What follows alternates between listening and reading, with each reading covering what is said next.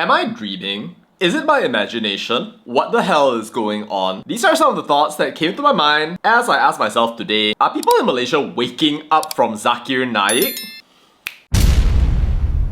So folks, if you don't know who Zakir Naik is, he's basically a comparative religion expert who basically ran away from India, escaping a money laundering investigation and basically yeeting off to Malaysia to prevent himself from getting caught by the Indian government, and ever since he has been grifting and grifting in Malaysia, where he has a loyal fan base that eats up almost everything that he says. But it looks like cracks are forming, and it all started with this Facebook post from a Nasri Azhar, who is definitely a Muslim and who wrote this post, which honestly I think is pretty shocking, with lots of reactions, not just from Chinese people but also from Muslims, who point out that Zakir Naik's approach in Malaysia is inappropriate, but we'll get to that later. Anyway, the post is pretty amazing, and it goes something like this. Why is it that many non-Muslims in Malaysia are dissatisfied with Dr. Zakir Naik? After performing some honest observation, I can summarize some of the factors as to why they are unhappy with Dr. Zakir Naik. Amongst others, he frequently comments on holy books or scriptures outside of their context, or often cherry picks,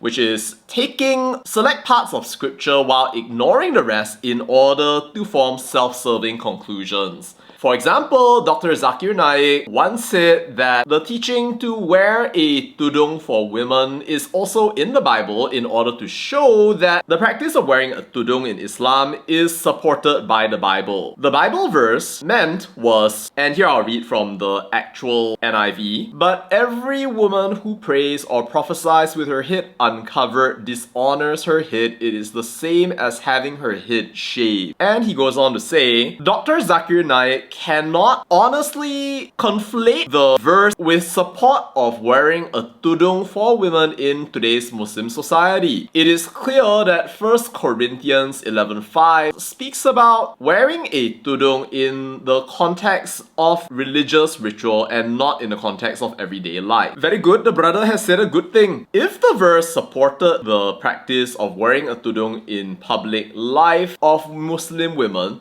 then Dr. Zakir Naik also needs to take off the kopia that he wears in public life while reading the following Bible verse. "Every man who prays or prophesies with his head covered dishonors his head."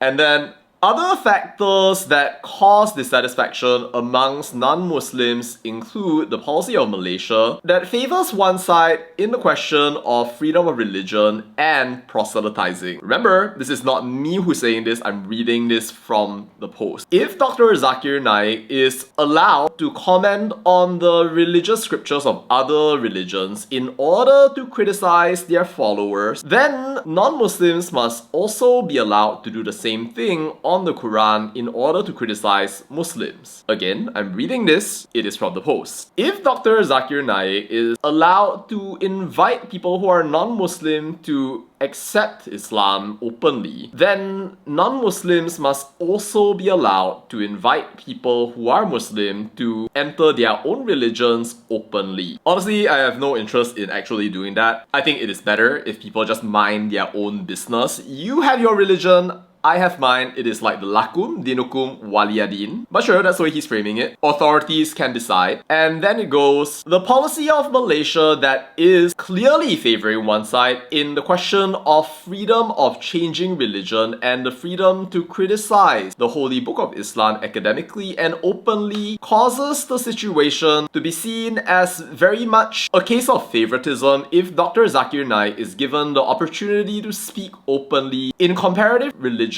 and converting large numbers of people to his religion. And then it ends with, amongst the problems of Muslims in Malaysia today are a lack of empathy and the inability to imagine themselves in the situations of other people. Simply put, they consider it normal to think it's okay for us but other people cannot, while no sane person would ever think that that is normal. Wow. Wow. What? In my mind, that is like Wow, I can't believe the guy actually said that. And yeah, there are actually some supporters of this right here. Like for example, this famous academic lady. You also have this guy named Shafiq Lao Shi, who seems to be a follower of mine, who is incidentally Malay and teaches in Chinese schools, who says something I think is very much worth sharing, which is about religious debate. I don't want to comment because I'm not smart like other people. But for me, Zakir Naik should not come to other people's countries and then create debate ceremonies and try to convert non-Muslims into Islam on a large scale. That obviously would hurt the hearts of non-Muslims. If the reverse were to happen, for example, if a Christian priest who were very good at debating came along to convert Muslims to come into Christianity, of course Muslims would feel angry, and of course I can see why they would feel that way. And he ends with this banger of a thing right here. In Malaysia, protecting race and religious harmony is more important than evangelizing. Wow. Shafiq Lao Shi, I don't know who you are, but thank you for following me, and that's an amazing comment. And you have a whole bunch of different comments that are coming in right over here, including of course not only the supporters, but also the people who are then yapping about Akhir Zaman, the end of the age, oh no! And making grand prophecies one after another, saying, in the end time, if you want to know which preacher is true, look at who supports and goes against them. If they are hated by the enemies of Islam, as if you actually know what that is, then they are the ones that are true. On the other hand, if they are praised by enemies of Islam, then it is they who are lost. Bro, you just said that you don't even know who is true in the first place, so how can you even tell what is a friend or a foe, bro? And there you are with other people talking about how, ooh, this guy is scared to debate with Sam Shamoon. Some people even made some fan art. Oof, beautiful, absolutely beautiful. And of course, then you have like some people out there who are like idealizing, you're so rude, he's the only person who memorized all of the scriptures in the world. Between heaven and the earth is the difference between you and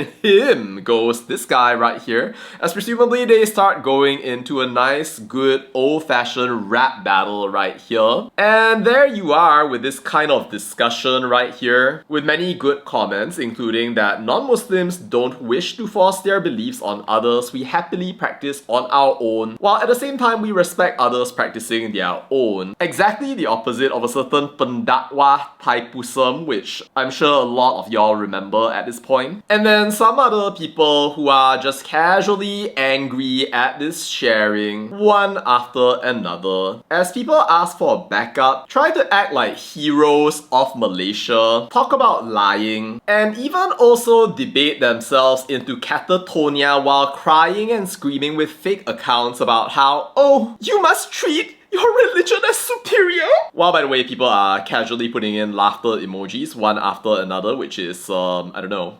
I don't think that you should be laughing at a religion, but like, honestly, if you're supporting a Zakir Naik and also his casual racist comment about guests and guests right there, then you kind of deserve it because you brought it upon yourself. Well, by the way, we see, of course, that not everyone is like that. Namely, this guy, for example, who says that Zakir Naik has brought fanatic teachings. He enjoys debate and comparing other religions. I have no interest in listening to his speeches. And so it goes on. Let's pass through the comments, and here's my favorite one. Even as it talks about the entire piece, and there I will say it, the brother is telling the truth. Whoa, whoa, whoa, whoa, whoa. But yeah, so like, what exactly did we just see there? We saw dozens of Malaysians actually waking up from the gaslighting that is Zakir Naik. The comparative religion BS is a reality where, honestly, if you just want people to be at peace with one another, it is really better to just shut up rather than allow people to keep on screaming here and there. I've mentioned this in my other videos, but I consider religion to be a fundamental primeval difference. You have your own values, I have my own values. We're not going to go out there and convert one another by going out there and yapping and casually declaring that our sky daddy or eternal God or formless oneness with the universe is better than anybody else's conception out there. Tell themselves, oh, I will save the entire entire world! When actually, it is quite obvious to see that a lot of these people who want to so-called convert people either have mental problems, or there is nothing worth actually emulating about them, to the point that a person might just develop an aversion, like perhaps the urge to projectile vomit, rather than engage with one of these toxic, virulent people out there. You know, we have discussions about this on my channel, and like, apparently, there have been some cases where some of you sapoops have actually dealt with like ustazes or whatever in your own schools who have been literally going out there and trying to persuade you that this is absolutely the best thing in the world. If you don't convert, then it will be all too late, whatever. And well, for a lot of these people, it is like they are thinking that they can get you away from the pit and get you away from hell. But you know, since it's 2026 and since y'all don't get infinite privilege to gaslight by talking about liberals, I want to just say this as like maybe like a New Year's wish for you. Stop gaslighting yourself and just mind your own business. There's no need, no space for you to go out there and keep on telling people what to actually try and believe out there. The more you do it, the more you're going to damage your own cause, even as you tell yourself like, oh, you are going to become the best in the world. I mean, talk to yourself as much as you want. Go ahead. Hashtag self-care. You want to think that you are winning? Go ahead. Think that you're winning. In fact, you should do that all the more, because if the more you think that you're winning, then the more you should be able to justify inside your head that if you just shut up about religion in situations where you don't need to be talking about religion, and especially in situations where you're intentionally saying, oh, so people cannot spread to me but I can spread to them, because you enjoy this sort of double standard right there. I think it should at least make sense to you that what Nasri said over here is actually legit. Hopefully you've actually internalized a little bit of it right there, and you're not arrogant enough to start convincing yourself that you're a hero of race and religion, because you're not. Like, shut up and actually listen to what the other people from your own religion are saying to you, instead of yapping like barua, pengkhianat, barua type of thing right here, even as you listen to the word of this Indian criminal.